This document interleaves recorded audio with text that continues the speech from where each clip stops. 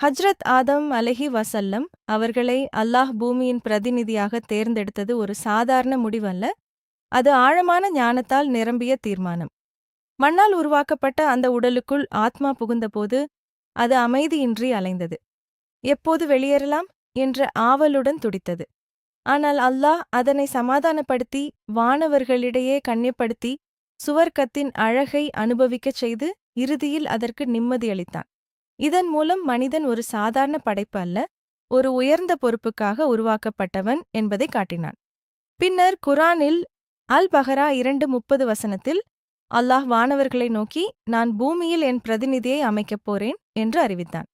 அதற்கு வானவர்கள், இரத்தம் சிந்தும் அழிவை ஏற்படுத்தும் ஒருவரை ஏன் என்று கேள்வி எழுப்பினார்கள். அவர்கள் தாங்களே அல்லாஹ்வை இடையறாது துதித்துக் கொண்டிருப்பதால் அந்த உயர்ந்த அந்தஸ்து தங்களுக்கு கிடைக்க வேண்டும் என்ற எண்ணமும் இருந்தது. மேலும் ஜின்கள் செய்த கலகங்களின் அனுபவமும் அவர்களிடம் இருந்தது. ஆனால் அல்லாஹ் அவர்களின் எல்லா சந்தேகங்களுக்கும் ஒரு ஆழமான பதிலாக, நீங்கள் அறியாதவற்றை நான் நன்கறிவேன் என்று கூறினான். அந்த ஒரு வாக்கியத்தில் மனிதனுக்குள் இருக்கும் அறிவு, நம்பிக்கை, தப்பா, நன்மை செய்யும் திறன் ஆகிய அனைத்தும் அடங்கியிருக்கிறது.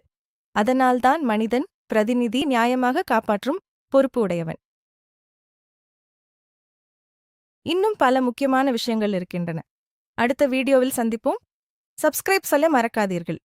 அஸ்ஸலாமு அலைக்கும்.